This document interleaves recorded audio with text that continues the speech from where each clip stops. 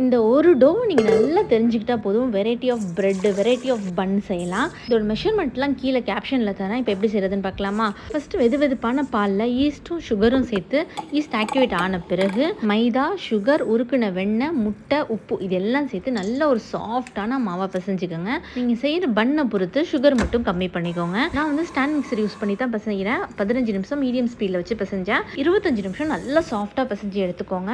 அதை மூடி அப்படியே 1 மணி நேரம் விட்டுறலாம், டபுள் ஆகி வரட்டும். நான் வந்து இந்த மாவை யூஸ் பண்ணி தேங்காய் பண்ணும் மில்க் பிரெட்டும் செஞ்சேன். தேங்காய் பண்ணுக்கு ஸ்டஃபிங் வந்து தேங்காய் பவுடர் பண்ண சுகர், டூட்டி ஃப்ரூட்டி, ஏலக்காய் தூள் சேர்த்து மிக்ஸ் பண்ணி வச்சுட்டேன். மாவு நல்லா ரைஸ் ஆகி வந்த பிறகு அதை 4 போர்ஷனாக பிரித்து எடுத்துட்டு அதில் 2 போர்ஷனாக தேங்காய் பண்ணுக்கும் 2 போர்ஷனாக மில்க் பிரெட்டும் செஞ்சுட்டேன். தேங்காய் பண்ணுக்கு வந்து ரவுண்ட் ஷேப்பில் வளர்த்துட்டு அதுக்கு நடுப்புற அந்த ஸ்டஃபிங்கை வச்சுட்டு அதை மூடி ஒரு 15 நிமிஷம் இதுக்கு வச்சா போதும். இப்போ பிரெட்டுக்கு வந்து லைட்டாக ரோல் பண்ணிவிட்டு 2 சைடையும் இந்த மாதிரி ஃபோல்ட் பண்ணிவிட்டு அதை அப்படியே ரோல் பண்ணி எட்ஜஸ்லாம் நல்லா டைட்டாக சீல் பண்ணிவிட்டு லோ ஃப்ளேமில் வச்சுட்டேன். இதே மாதிரி இன்னொரு போர்ஷனையும் ரெடி பண்ணி வச்சுட்டு இதை மூடி வச்சு இதை வந்து 1 மணி நேரம் ரைஸ் பண்ண விட போகிறோம்.